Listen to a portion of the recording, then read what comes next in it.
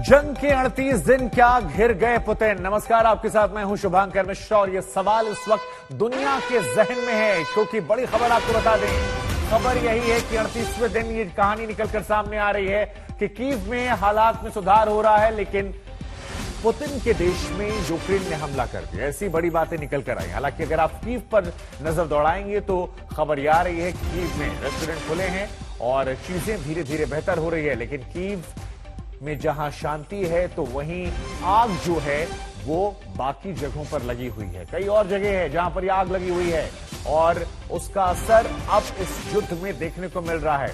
हालांकि कीव, बार बार हम कह रहे हैं, जो राजधानी है वहां जिंदगी पटरी पर पहुंच गई है। और इस बीच एक और हम बड़ी खबर आपको बता दें, नई जानकारी निकल कर आ रही है। रूस यूक्रेन की जंग में इटली ने मध्यस्थता की अपील की है। ये बड़ी जानकारी निकलकर सामने आई है। इटली की मध्यस्थता पर रूस और यूक्रेन दोनों राजी हैं। अब इसके पीछे दरअसल स्वार्थ जो है वो यूरोपियन कंट्रीज का भी है, क्योंकि जैसे जैसे युद्ध आगे बढ़ रहा है यूरोपियन देशों को भी गैस से लेकर तेल की दिक्कतों का सामना करना पड़ रहा है।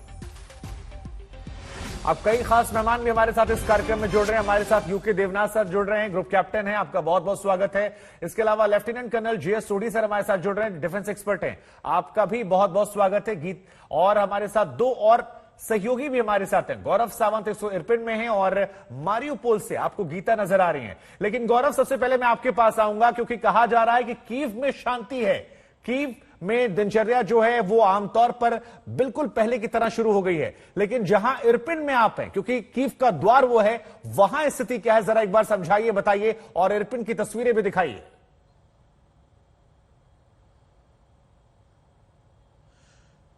इस समय आज तक की टीम यूक्रेन की सेना के फ्रंटलाइन डिफेंसेस पर है। यूक्रेन की सेना धीरे धीरे आगे बढ़ रही है और जैसे जैसे रूस की सेना पीछे हट रही है वैसे वैसे यूक्रेन की सेना अब अपने नए ट्रेंचेस बना रही है। इस समय जैसे आप यहां देखिए, यहां पर रूस की सेना तैनात थी, उसको हटाते हुए अब कीव यानी यूक्रेन की सेना इस पूरे इलाके में आ गई है और इसको पूरा अपने लिए स्ट्रेंथन किया जा रहा है कि अगर रूस की सेना पलटवार करती है या फिर आने की कोशिश करती है तो यूक्रेन की सेना अब उसके पास करीब 38 दिन रहे हैं तो वो अपने डिफेंसेस को और मजबूत कर रहे हैं। ये हम लोग एक गन पोजीशन पर है, हम आपको इसका पूरा जो हमको दिखाने की इजाजत है वो देखिए। पूरा वहां उस सड़क को खोद दिया गया है और उसको खोदने के बाद उसके डिफेंसेस में वहां उसके मुहाने पर वहां अगर आप देखिए तो इनकी तोपें अब तैनात कर दी गई हैं। तो ये दिखाता है कि किस तरह से इरपिन और बूचा के इलाके से जैसे जैसे रूस की सेना पीछे हटी है, यूक्रेन की सेना आगे बढ़ी है और उसने मोर्चा न केवल संभाल लिया है बल्कि और उसे मजबूत भी किया जा रहा है। हर तरफ अगर आप देखिए यहां पर पूरे ट्रेंचेस अभी खोदे गए हैं। ट्रेंचेस को खोदने के बाद पूरा एक नेटवर्क बन गया है एक जगह से दूसरी जगह की। अगर यहां बमबारी होती भी है तो उस बमबारी के बावजूद वो लोग एक जगह से दूसरे जगह तक, उनका यहां पर एम्युनिशन कहां पड़ा है वो भी आप देख सकते हैं। आगे सड़क कैसे ब्लॉक की गई है उसको आप वहां देख सकते हैं। सड़क के उस पार अगर रूस के टैंक दोबारा आने की कोशिश करें कीव की तरफ तो कैसे एटीजीएम यानी एंटी टैंक गाइडेड मिसाइल को वहां लगाया गया है टैंकों को रोकने के लिए। तो अब इस जगह पर जहां पर हम हैं, इरपिन, बूचा और अब उसके आगे धीरे धीरे जैसे जैसे रूस की सेना पीछे हट रही है, यहां यूक्रेन की सेना इस इलाके में आगे बढ़ रही है। हालांकि इस इलाके में कई जगह अभी लैंड माइन्स भी हैं और एंटी पर्सनल माइन्स भी हैं, उनको भी हटाया जा रहा है ताकि लोग वापस आ सके। अभी लोगों की वापसी इस इलाके में शुरू नहीं हुई है, केवल सेना और सेना के इंजीनियर्स और इन्फेंट्री और आर्टिलरी के लोग अभी यहां मौजूद हैं। ठीक है गौरव, आपने तमाम महत्वपूर्ण जानकारियां दी। बने रहिए हमारे साथ। गीता के पास चलते हैं क्योंकि अगर कीव में, बूचा में, इरपिन में शांति बहाल होनी शुरू हो गई है तो मारियोपोल से लगातार बर्बादी की तस्वीरें भी हम दिखा रहे हैं। गीता, हमने आपकी तमाम रिपोर्ट दर्शकों को सुबह से लगातार दिखाई। अब जरा बताइए कि वहां शांति है तो यहां पर इतनी ज्यादा आपाधापी क्यों मची है? तमाम बिल्डिंगें जल रही हैं, लाशें नजर आ रही हैं, क्या वजह इसकी है? कितनी इंपॉर्टेंस ये जगह रखती है और वहां से क्या अपडेट है इस युद्ध के कॉन्टेक्स्ट में? देखिए, बहुत ही इम्पोर्टेंट सवाल है ये कि यहाँ पर क्यों इतने डैमेजेस हो रहे हैं और लड़ाई यहाँ क्यों शिफ्ट हो गई। क्योंकि रूस का जो सारा फोकस है, जैसे प्रेसिडेंट पुतिन ने कहा था कि उनका जो फोकस है वो डॉनबास का इलाका है, डॉनबास को लिबरेट करना है। इसलिए जहां हम खड़े हैं, मैं यहाँ डोनेस्क में हूँ, क्योंकि हम मारियोपोल में रह नहीं सकते। हम जाते हैं, रिपोर्ट करते हैं और फिर वापस आते हैं। हम यहाँ डोनेस्क में हैं, लेकिन पूरी सुबह से, कल रात भी और सुबह से यहाँ पर जो एक्सप्लोजन की आवाज सुनाई दे रहे हैं वो बिल्कुल बॉर्डरिंग इलाकों से आ रहे हैं। यहाँ पे लड़ाई जो है, फियर्सेस्ट बैटल जिसे कहते हैं, वो यहाँ पर चल रहा है। Tactical level, strategic level. Mariupol में स्ट्रेटेजिक पोजीशंस अभी रूस के अंडर है, लेकिन टैक्टिकल फाइट अभी भी चल रहा है। एक ऐसा बहुत बड़ा स्टील फैक्ट्री है जहां पर अभी भी यूक्रेनी फोर्सेस हैं। मरिंका और जो नॉर्दर्न साइड है, नॉर्थ और वेस्ट साइड है, वहां पे बहुत फियर्स न केवल टैक्टिकल फाइट चल रहा है, मैन टू मैन कॉम्बैट यानी कि ग्राउंड कॉम्बैट भी चल रहा है। और एक्सप्लोजन्स और आर्टिलरी फायरिंग आप लगातार सुनेंगे डोनेस्क में। तो फोकस यहाँ इसलिए शिफ्ट हुआ है क्योंकि पुतिन कभी भी, उनका मकसद ही नहीं था यूक्रेन को एनेक्स करना। उनका मकसद ये था कि कोई ऐसी जगह हो जो नेटो देश और रशिया के बीच जो जगह है वो न्यूट्रल हो, चाहे वो यूक्रेन हो। और अगर यूक्रेन वेस्टर्न टिल्ट दिखा रहा है तो ये डॉनबास का इलाका बहुत क्रिटिकल हो जाता है। इसलिए अभी मारियोपोल फोकस है, क्योंकि क्राइमिया और डोनेस्क के बिल्कुल बीच में पड़ता है। और डोनेस्क और लुहांस्क दो ऐसी जगह हैं डॉनबास के जहां पे प्रेसिडेंट पुतिन ने इंडिपेंडेंट रिपब्लिक्स खड़े कर दिए हैं। अब ये पीछे नहीं हटने वाले। नहीं, ये आपने बहुत अहम जानकारियां दी, क्योंकि यहीं से शुरुआत युद्ध की हुई थी और वापस अगर वहीं पहुंच रहे हैं उन मसलों को लेकर, तो ये अहम है। लेकिन गौरव, एक सवाल और आता है, क्योंकि हाल फिलहाल में एक बड़ी अपडेट जो हमने देखी वो ये देखी कि रूस ने कहा एक वीडियो जारी करके कि देखिए, यूक्रेन की फौज ने वहां हेलीकॉप्टर्स के जरिए हमला किया है। अब एक तरफ चर्चा हो रही है कि 38 दिनों में पुतिन के हाथ क्या लगा, उसके बाद ये वीडियो जारी किया है। कुछ लोग ये भी कह रहे हैं कि ये रूस की स्ट्रेटजी का हिस्सा हो सकता है। लेकिन इसका इंपैक्ट इस युद्ध के कॉन्टेक्स्ट में आप क्या देख रहे हैं? क्योंकि एक पक्ष ये कह रहा है कि ये अब इस युद्ध को किसी निर्णायक मोड़ पर ले सकता है, कोई बड़े हमले भविष्य में देखने को मिल सकते हैं। बेलगोरोड में जो हमला हुआ है ये बहुत बड़ा हमला है और उसके वीडियो भी जारी किए गए हैं। हालांकि औपचारिक तौर पर यूक्रेन की सेना ने माना नहीं है कि उसके Mi-24 अटैक हेलीकॉप्टर्स बेलगोरोड तक गए। यानी अगर ऐसा असल में हुआ है तो एक बहुत बड़ा ऑफेंसिव कदम यूक्रेन ने उठाया कि सीमा पार करके उसके अटैक हेलीकॉप्टर्स ने रूस में एक स्ट्रेटेजिक एम्युनिशन और ऑयल डिपो को टारगेट किया। और इस तरह का दावा यह दिखाता है कि रूस के पास अब एक, अगर ये असल में हुआ है तो एक एक्सक्यूज मिल गया है उनको, एक कारण मिल गया है उनको कि वो जबरदस्त पलटवार करे। और वो पलटवार क्या केवल डॉनबास के इलाके तक सीमित रहेगा, या फिर जिस तरह से रूस एक रणनीति के तहत उन्होंने डॉनबास का 90% इलाका अपने कब्जे में कर लिया है, जो 38 दिन पहले 30% था। उसके अलावा उन्होंने खरसन के इलाके को, सी ऑफ अजोव को, मारियोपोल से एक तरह से पूरे ब्लैक सी से यूक्रेन को काट दिया है। तो यूक्रेन एक तरह से लैंडलॉक कर दिया है रूस ने। उनकी पूरी ब्लैक सी फ्लीट वहां पर रूस की तैनात है,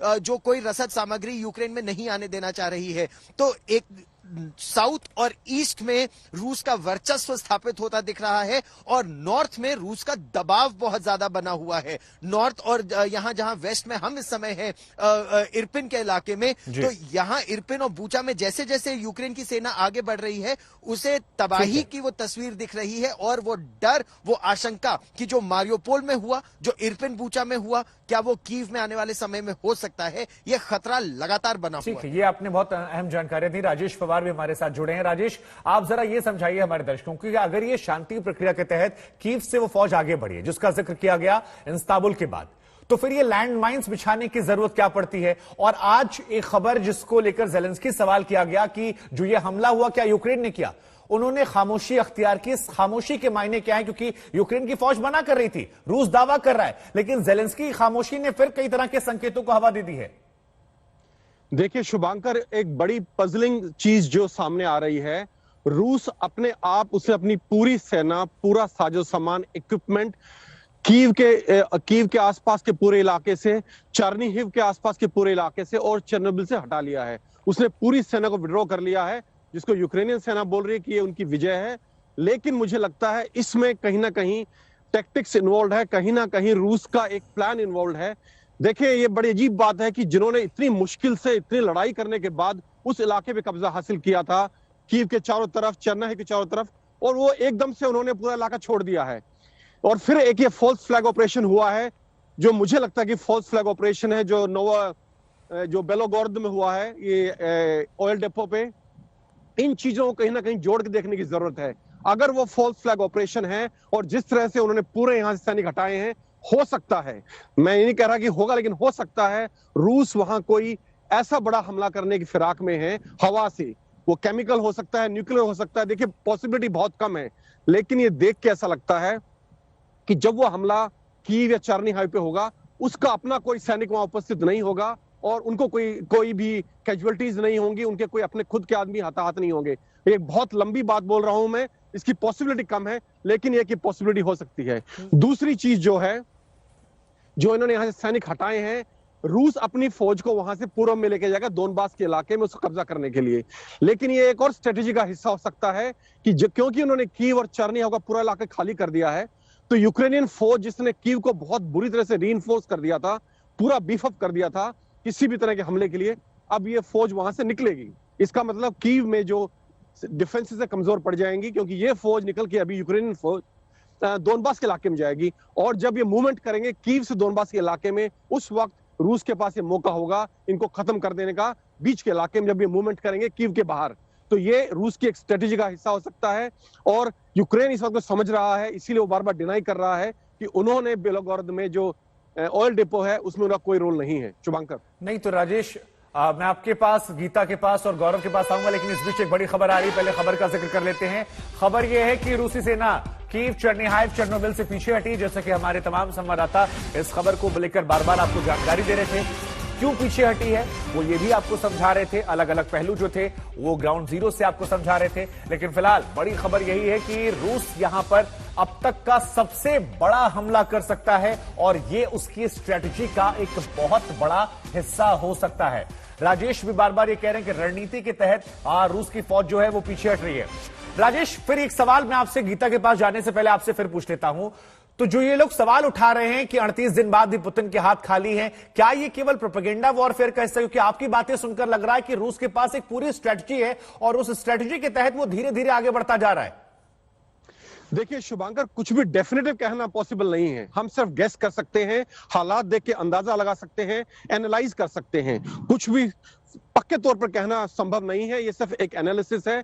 देखें, जो फॉल्स फ्लैग ऑपरेशन की हम बात कई दिनों से करते आ रहे हैं, मुझे लगता है कि अब वो हुआ है। रूस ने ये फॉल्स फ्लैग ऑपरेशन किया है बेलोगोर्द में, और इसके बहाने वो इस्तेमाल करेगा कोई बड़ा हथियार कीव या चार्नी हाइव के ऊपर, इसको यूज करते हुए, और यही कारण है कि सारी स्ट्रेटेजी का एक हिस्सा लग रहा है। ये सारी चीजें अपने आप जुड़ती जा रही हैं। उनके सैनिकों का बिल्कुल छोड़ देना अपने आप, उन्होंने बहुत लड़ाई करके बहुत बड़ी कैजुअलिटीज के साथ कीव के आसपास का इलाका घेरा था और एकदम से खाली करके चले गए बिना किसी कारण के। ये अपने आप में बहुत सरप्राइजिंग बात है, और इससे मुझे लगता है कि ये फॉल्स फ्लैग ऑपरेशन था और कुछ बड़ा रूस करने वाला है इन शहरों में, नॉर्थ के इलाके में। रूसी फौज जो है वो कई शहर ऐसे हैं जहां से पीछे हट गई है, और अब इसे उसकी एक बड़ी रणनीति के तौर पर माना जा रहा है।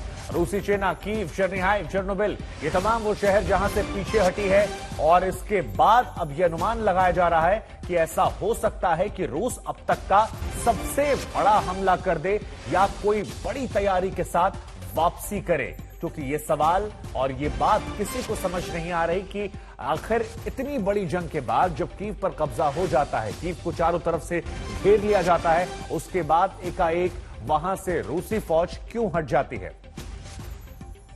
हमारे साथ हमारे दो संवाददाता लगातार बने हुए हैं, गौरव सावंत और राजेश पवार। गौरव, हम आपके पास आते हैं। बार बार कहा जा रहा है कि रूसी फौज कोई बहुत बड़ा हमला कर सकती है, लेकिन गौरव, जब हम यूक्रेन की फौज को सुनते हैं तो वहां से उनके एक ट्रेनर का स्टेटमेंट आता है कि देखिए, हमें कम समझने की भूल मत कीजिए, हम 3 साल तक युद्ध लड़ सकते हैं। तो क्या वाकई में ग्राउंड जीरो में यह स्थिति है कि यूक्रेन 3 साल तक रूस जैसे विशाल सेना से 1-to-1 लड़ाई लड़ सकता है अपने मुल्क में, और इसका क्या हश्र हो सकता है, या केवल ये मोटिवेट करने के लिए है?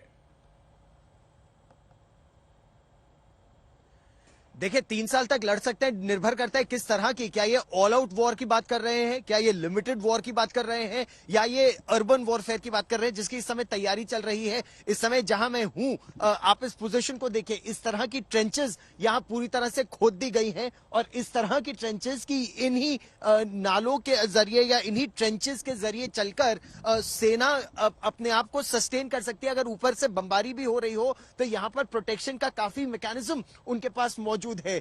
तो यहां पर हम आपको इस तरह से दिखा रहे हैं, जैसे अब वो, जैसे ये अधिकारी कह रहे हैं कि अब आपको यहां से हटना होगा, यहां से आपको जाना होगा। ये क्योंकि अब यहां पर और ट्रेंचेस को खोदा जा रहा है और डिफेंसेस यहां बनाए जा रहे हैं। तो इस स्थिति को आप देखिए कि किस तरह की वॉरफेयर की हम बात कर रहे हैं। क्या ये अर्बन वॉरफेयर की बात कर रहे हैं या ऑल आउट वॉर की बात कर रहे हैं?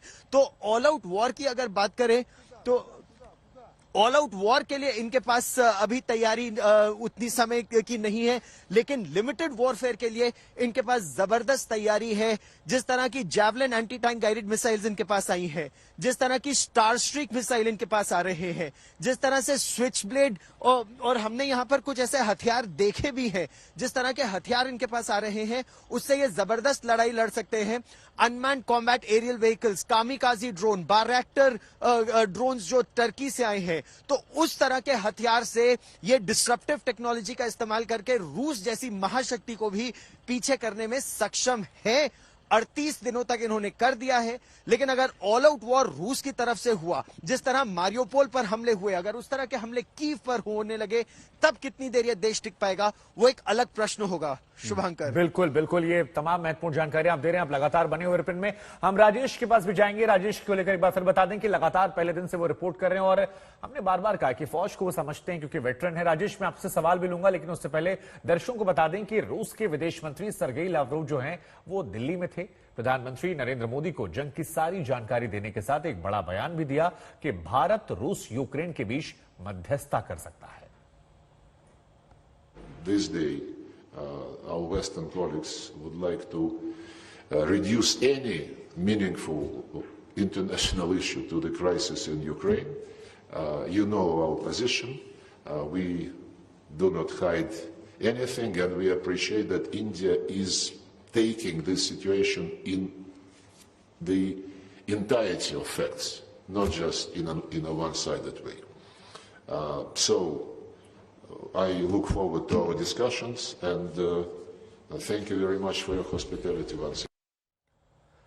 अब देखिए, ये भी बड़ा दिलचस्प है कि भारत की भूमिका अपने आप इसमें बहुत अहम हो जाती है और हर कोई भारत की तरफ निगाहें लगातार लगाए हुए बैठा है। राजेश, आप तो समझते हैं कूटनीति को भी, जरा समझाइए कि जो ये भारत की इंपॉर्टेंस है ये कितनी ज्यादा बढ़ जाती है, क्योंकि अमेरिका के डिप्टी एनएसए आते हैं, वो भी बार बार डराते हैं कि देखिए चाइना आएगा तो रूस नहीं बचाने आएगा। उधर रूस कहता है कि इससे कोई फर्क नहीं पड़ने वाला, हमारे रिश्ते हैं। भारत कह रहा है हम तटस्थ हैं। भारत इस वक्त कितनी महत्वपूर्ण भूमिका में है और भारत का रोल क्या हो सकता है? इस कोई अगर मीडिएशन की बात आती है बीच में बीच बचाव की, या कोई एक कॉमन मिनिमम प्रोग्राम के तहत इस युद्ध को खत्म करवाने की? देखिए, जहां तक जो डिप्टी एनएसए का बयान है अमेरिका का, उनको मैं खास तवज्जो नहीं देता हूं। हिंदुस्तान के वो दिन निकल गए हैं जब अमेरिका हमें ये बता सके कि हमें क्या करना है क्या नहीं करना अपनी फॉरेन पॉलिसी में। जहां तक रूस का सवाल है, देखिए लावरोव ने बहुत इंपॉर्टेंट बयान दिया है हिंदुस्तान की इंपॉर्टेंस दिखाते हुए। देखिए शुभांकर, एक बात समझना बहुत जरूरी है, अगर रूस को जो इतने कड़े सैंक्शंस लगे हैं वेस्ट और अमेरिका के, इनको अगर अपनी इकोनॉमी को सस्टेन करना है, किसी तरह से विनाश, इकोनॉमिक विनाश से बचना है, तो उसको चीन और भारत ही बचा सकते हैं। और रूस ये चीज समझता है और इसीलिए उनका पूरा फोकस चीन और भारत के ऊपर है। जहां तक भारत की रणनीति का सवाल है, भारत ने अब तक न्यूट्रलिटी मेंटेन की है और ये न्यूट्रलिटी जो है भारत की, ये हमारा सबसे बड़ी ताकत है। और यही कारण है कि यूक्रेन हो, अमेरिका हो, रूस हो, हर देश अब हमारी तरफ देख रहा है कि भारत न्यूट्रल है। लेकिन इसके साथ साथ मैं आपको ये बता दूं, कल मैंने कुछ लोकल लोगों का इंटरव्यू किया था, भेजा है उसको। इन लोगों को अभी थोड़ा भारत के ऊपर शक हो गया, यूक्रेन को। उनको लगता है कि भारत रूस के कुछ ज्यादा करीब है, इसलिए शायद मध्यस्थता को भारत की वो एक प्रश्न चिन्ह है कि यूक्रेन मानेगा नहीं मानेगा, क्योंकि उन्होंने इटली को, तुर्की को और इजराइल को अप्रोच किया है मध्यस्थता के लिए और किसी तरह की मीडिएशन के लिए दोनों देशों के बीच में। तो भारत को मैं मध्यस्थता के तौर पर नहीं देखता हूं। मुझे नहीं लगता कि यूक्रेन इसके लिए राजी होगा, लेकिन हाँ, ये जरूर है कि यूक्रेनी नागरिक, यूक्रेनी गवर्नमेंट भारत की तरफ ये आस लगा के बैठी हैं कि वो न्यूट्रल रहेंगे और थोड़ा बहुत सपोर्ट जो है वो यूक्रेन को भी करेंगे अपनी पॉलिसी के अंदर। शुभंकर, ये आपने एक बड़ी दिलचस्प बात कही। आप राजेश और गौरव, आप दोनों हमारे साथ बने रहिए, क्योंकि हमारे साथ दो और मेहमान भी, उनको भी हम चर्चा में शामिल कर लेते हैं। यूके देवनाथ सर, जो बात यहां पर राजेश कह रहे थे कि देखिए यूक्रेन को भारत को लेकर अब थोड़ा हेजिटेशन होने लगी है, उसे लगता है कि नहीं भारत बहुत करीब है, क्योंकि इंटरनेशनल सैंक्शंस का उतना बड़ा असर नहीं हो रहा, क्योंकि भारत और चीन उसे उस तरीके से शायद नहीं इंप्लीमेंट होने दे रहे। तो ऐसे में ये भूमिका कितनी अहम हो जाती है, ये आपसे जवाब दूंगा, लेकिन उससे पहले एक बड़ी खबर आ रही है, उसका जिक्र कर लेते हैं। खबर यह है कि यूक्रेनी फौज का रूस पर जोरदार काउंटर अटैक हुआ है। ये बड़ी जानकारी निकलकर सामने आई है। अलग अलग इलाकों में कहीं रूस हावी है, कहीं पर यहां पर यूक्रेन हावी है। हालांकि ये खबर जो है ये ब्रिटिश रक्षा मंत्रालय के हवाले से है। अब इसको लेकर भी कई तरह की चर्चाएं हो सकती हैं कि क्या ये किसी एजेंडे का हिस्सा है, प्रोपेगेंडा का हिस्सा है, क्योंकि इरपिन और बुचा से यहां फौज हट रही है। यूक्रेन ये कह रहा है कि देखिए हम उन्हें खदेड़ रहे हैं, तो वहीं रूस का इसको लेकर एक अलग पहलू है, जिसका जिक्र आपने राजेश भी यहां कर रहे थे। लेकिन देवनाथ सर, जो सवाल मैंने आपसे पूछा कि भारत की भूमिका कितनी अहम हो जाती है, और इस युद्ध के हायर डायमेंशंस को इस वक्त आप कैसे देख रहे हैं? जी हाँ शुभंकर, रूस के विदेश मंत्री जी जब भारत में आए तो उन्होंने हमारे प्रधानमंत्री से ये सहमति जताई कि भारत और यूक्रेन के बीच में कि रूस और यूक्रेन के बीच में भारत मध्यस्थता कर सकता है। लेकिन बहुत जरूरी चीज ये है कि क्या यूक्रेन भी भारत की मध्यस्थता के लिए तैयार है?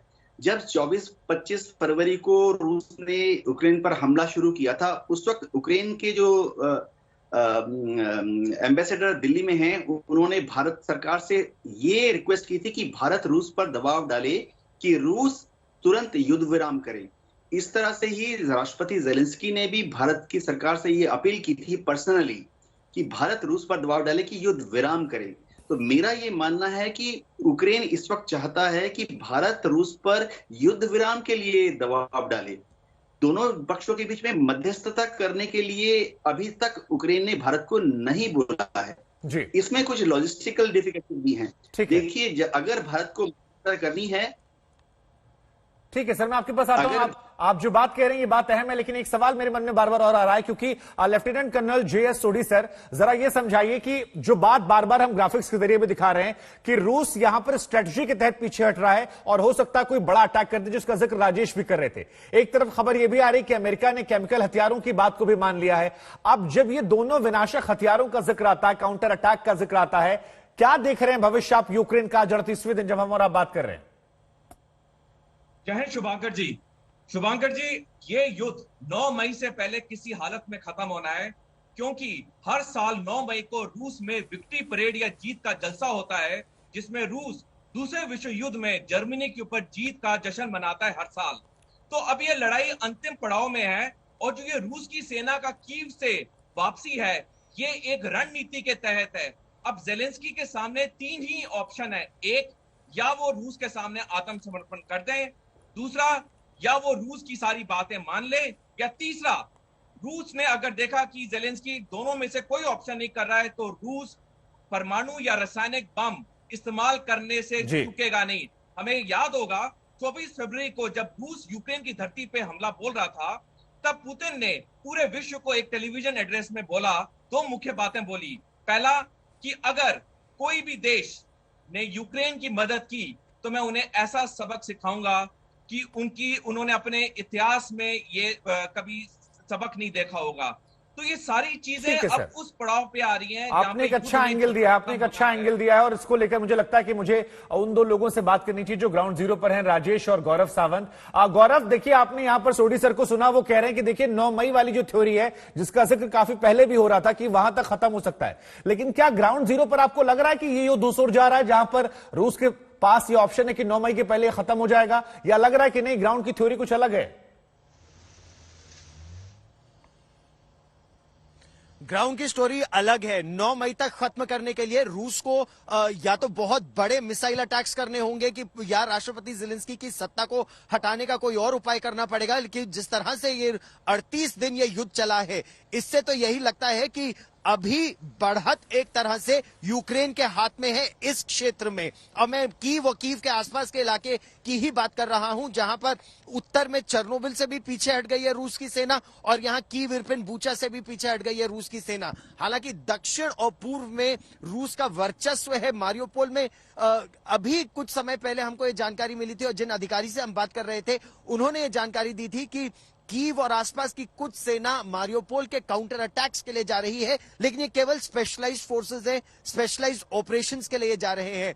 कीव की सुरक्षा के लिए जिस तरह की तैनाती की गई थी, चाहे वो surface to air missile system रहे हो या स्नाइपर्स हो या और ड्रोन सिस्टम्स हो, वो यहां की सुरक्षा के लिए तो है, लेकिन और काउंटर अटैक के लिए जो नए हथियार आ रहे हैं वो सब पूर्व और दक्षिण की ओर भेजे जा रहे हैं। तो अगर यूक्रेन काउंटर अटैक की स्थिति में है और ऐसा कर रहा है, तो ऐसे में क्या 9 मई तक असल में रूस ये जीत पाएगा? ये जमीनी स्थिति को देखकर मुश्किल लगता है, लेकिन रूस के हथियार दुनिया की सबसे ताकतवर फौज में से एक है। ऑल आउट ऑपरेशन उसने अभी तक किया नहीं है, सिस्टमैटिक ऑपरेशन कर रहा है। अगर ऑल आउट कर देगा तो यूक्रेन का टिकना मुश्किल होगा, लेकिन अगर इसी तरह के ऑपरेशंस करेगा तब ये युद्ध और लंबा खिंच नहीं। ये आपने गौरव एक बहुत अच्छी बात बताई, क्योंकि अब 2 सवालों को मैं मर्ज कर देता हूं। राजेश, यहां पर कहा जा रहा है कि अगर इसी स्ट्रेटजी से लड़े तो शायद कुछ नहीं होगा, लेकिन हम सभी जानते हैं उनके पास हथियार काफी बड़े हैं। थोड़ी देर पहले आप खुद कह रहे थे कि देखिए जो ये घटना रूस में घटित हुई है उसको लेकर परिस्थितियां बदल सकती हैं और कोई बहुत बड़ा काउंटर कर सकता है। तो क्या अगर ये दोनों कड़ियां जोड़ी जाए 9 मई से जोड़ते हुए, तो कुछ लग रहा है कि संभावना हो सकती, क्योंकि थोड़ी देर पहले हमारा बात कर रहे थे कि कोई बहुत बड़ा अटैक कर सकता है रूस की घटना को आधार बनाकर रूस। देखिए शुभांकर, 9 मई तक युद्ध के खत्म होने के चांसेस लगभग 0 हैं, लेकिन यह बात भी सही है, जैसा कि मैं आपको बता रहा हूं, हमें डॉट्स जोड़ने पड़ेंगे, 2 बिंदुओं को मिलाना पड़ेगा। जो फॉल्स फ्लैग ऑपरेशन, अगर ये फॉल्स फ्लैग ऑपरेशन है, बेलोगोरद के ऑयल डिपो को उड़ाना रूस की जमीन के ऊपर, और दूसरा रूसी फौजियों का बिल्कुल खाली कर देना इलाका, कीव, इरपिन, गास्तोमल, बूचा, चेर्नोबिल, ये पूरा इलाका, चेर्निहाइव, पूरा इलाका रूसी फौज ने अपने आप खाली किया है। मैं ये स्पष्ट कर दूं कि यूक्रेनियन आर्मी की जीत नहीं है, ये रूसी फौज स्वच्छ अपने आप स्वयं वहीं से हटी है, अपनी मर्जी से हटी है। ये अपने आप में एक बड़ी रणनीति का हिस्सा हो सकता है। क्यों हटी है, ये बहुत पजलिंग सवाल है, और अगर दोनों चीजों को जोड़ा जाए, जो वो फॉल्स फ्लैग ऑपरेशन को और इसको, तो लगता है कि शायद वो कुछ बड़ा कर रहे हैं और उन्हें लगा कि युद्ध लंबा खिंच रहा है और इसे खत्म करने की कोशिश करेंगे, तो संभावना है केमिकल या परमाणु अस्त्रों का इस्तेमाल करना। और अगर ऐसा हुआ तो युद्ध इमीडिएटली रुक जाएगा, बिकॉज फिर पूरी दुनिया इसमें इंटरफियर करेगी। ये उस वक्त एक विश्व युद्ध बनने के चांसेस हैं, या इसमें उस वक्त शांति वार्ता होगी और ये युद्ध इमीडिएट तो खत्म हो जाएगा या विश्व युद्ध में तब्दील हो जाएगा। नहीं, और आप जो बातें कह रहे हैं, ये बातें सुनने में जितनी डरावनी लग रही हैं, अगर ये जमीन पर इंप्लीमेंट की जाएंगी तो कितना डरावना मंजर होगा, दुनिया उसको सोचकर भी शायद सहम जाएगी, डर जाएगी। फिलहाल गौरव आपका, राजेश आपका, सोडी सर आपका और देवनाथ सर आपका, आप चारों का बहुत बहुत शुक्रिया। आपने अपने अपने एक्सपीरियंस से यहां पर ग्राउंड जीरो से सच्चाई को देखते हुए तमाम चीजों को बताया, दर्शकों को तमाम अपडेट दिया, इसके लिए आप सभी का बहुत बहुत शुक्रिया। रूस के शहर बेलगोरोड में एक तेल डिपो पर एयर स्ट्राइक हुई है और पूरा डिपो आग की लपटों में घिर गया है। रूस का यह दावा है कि यूक्रेन के 2 हेलीकॉप्टरों ने इस तेल डिपो पर हमला किया है।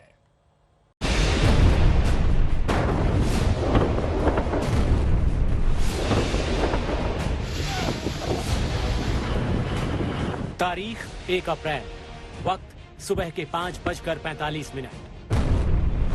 आसमान में आग का गुबार उठता है और फिर तेज धमाकों से पूरा इलाका दहल जाता है। इस दौरान आसमान में बेहद ऊंचाई पर एक हेलीकॉप्टर उड़ता दिखता है और उसके बाद तेल डिपो पर S-8 रॉकेट फायर होते दिखते हैं, जिसके बाद रूस का ये तेल डिपो आग का गोला बन गया। ये युद्ध के 37वें दिन यूक्रेन के धमाकेदार पलटवार का विस्फोट, जिसने बॉर्डर से 40 किलोमीटर दूर रूस के बेलगोरोड शहर में एक तेल डिपो को एयर स्ट्राइक में स्वाहा कर दिया। ये पहली बार हुआ है जब यूक्रेन ने रूस को उसी के घर में घुसकर मारा है। जब रूसी फौजें कीव और चार्निहिव से पीछे हट रही थी, तभी 2 दिन पहले एक खबर आई थी यूक्रेनियन मीडिया के थ्रू कि यूक्रेन ने एक बैलिस्टिक मिसाइल से फायर करके बेलोगोरद शहर में, जो कि रूस के अंदर पड़ता है, वहां एक एम्युनिशन डिपो को तबाह कर दिया। ये बात अपने आप में बहुत महत्वपूर्ण है, क्योंकि पहली बार यूक्रेन की तरफ से ऐसा कोई दावा किया गया है कि उन्होंने रूस की सीमा के अंदर जाके किसी डेपो को या किसी इंस्टॉलेशन को नुकसान पहुंचाया हो। अब इस बात का मैंने जिक्र जब किया इनके स्पोक्स पर्सन से यूक्रेन मिलिट्री के, तो उन्होंने ना तो इसको कंफर्म किया ना डिनाई किया। उन्होंने बोला हो भी सकता है, नहीं भी हो सकता है, लेकिन उन्होंने साथ साथ ये भी कहा है कि उसमें इतना पुराना एम्युनिशन है कि वो एम्युनिशन अपने आप भी फट सकता है। तो कहीं ना कहीं ये प्रतीत होता है कि शायद ये एक एक्सीडेंट था और ये जो अटैक जो क्लेम किया था यूक्रेन फोर्सेज ने इनिशियली, वो सही नहीं था। अब तक यूक्रेन ने इस हमले में अपनी भूमिका को स्वीकार नहीं किया है, लेकिन अगर ये सच है तो ये तीसरा मौका है जब यूक्रेन ने रूस के ठिकानों पर हमला किया है। इससे पहले यूक्रेन ने 25 फरवरी को लॉन्ग रेंज टोचका मिसाइल अटैक के जरिए रूस के रोस्तोव शहर में एक रूसी एयरबेस को निशाना बनाकर उड़ा दिया था। वहीं रूस ने दावा किया है कि 30 मार्च को भी यूक्रेन ने बेलगोरोड शहर में ही एक रूसी तोपखाने पर मिसाइलें दागी थी, जिसमें 4 रूसी सैनिक घायल भी हो गए थे। लेकिन रूस की सीमा में घुसकर यूक्रेनी फौज ने पहली बार पलटवार किया है और तेल डिपो में उठती आग की लपटें इसकी गवाही दे रही हैं। इससे रूस बुरी तरह बौखला गया है और उसने यूक्रेन के साथ शांति वार्ता से वॉकआउट करने की धमकी दे रहा है। लेकिन पश्चिमी देशों की खुफिया एजेंसियों को शक है कि ये हमला खुद रूस ने अंजाम दिया है और इसकी वजह भी है। रूस के एक निष्कासित राजनेता ने एक हफ्ते पहले ही दावा किया था कि रूस फॉल्स फ्लैग अटैक के तहत अपने शहरों पर फर्जी हमले कर सकता है। रूसी सिक्योरिटी सर्विस अपने वेपन फैक्ट्रीज पर हमले कर अपने नागरिकों को मार सकती है। इन फर्जी हमलों के जरिए रूस यूक्रेन पर हमले तेज करने का बहाना बना सकता है। ये कहना बहुत मुश्किल है अभी कि क्या ये फॉल्स फ्लैग ऑपरेशन था रशिया के द्वारा जो बेलोगोरद में एम्युनिशन डिपो में एक्सप्लोजन हुआ है। देखिए, फॉल्स फ्लैग ऑपरेशन वो होता है जो एक कंट्री वो कार्रवाई करती है ये दिखाने के लिए कि दुश्मन ने ऐसा किया है ताकि वो अपने फर्दर किसी एक्शन को जस्टिफाई कर सके दुश्मन के ऊपर हमला करके। देखिए, इसमें काफी पुराना एम्युनिशन था इस डिपो में, ये कंफर्म्ड है और ये संभावना भी है कि अपने आप फटा हो। लेकिन युद्ध में कुछ भी पॉसिबल है और हो सकता है रूस ने ये फॉल्स फ्लैग ऑपरेशन खुद किया हो और ब्लेम करे यूक्रेन को किसी ऐसे हमले को जस्टिफाई करने के लिए जो वो किसी बड़े इलाके पर बड़ी मात्रा में प्लान कर रहा है। तो कुछ भी संभव है, लेकिन जो देखने में लगता है अभी कि ये एक एक्सीडेंट था, रूस ने भी ऐसा बोला है, तो इसकी फॉल्स फ्लैग ऑपरेशन होने की संभावना बहुत कम है। युद्ध में कयास लगाना कोई बड़ी बात नहीं। रूस के तेल डिपो पर हमला खुद रूस की कारस्तानी भी हो सकती है और यूक्रेन की हिमाकत भी, क्योंकि रूस बॉर्डर पर यूक्रेन लगातार बढ़त बना रहा है और रूस के कब्जे से अपने इलाकों को वापस ले रहा है, जिससे पुतिन की टेंशन बढ़ चुकी है और जेलेंस्की के इरादे बुलंद हो रहे हैं। युद्ध के 37 दिन बाद रूस अब थकता हुआ दिख रहा है और यूक्रेन अब डिफेंसिव से अटैकिंग पोजीशन लेता दिख रहा है। लेकिन युद्ध का अंत होता कहीं से भी नजर नहीं आ रहा। यूक्रेन के इस हमले के बाद पुतिन कोई बड़ा हमला भी प्लान कर सकते हैं।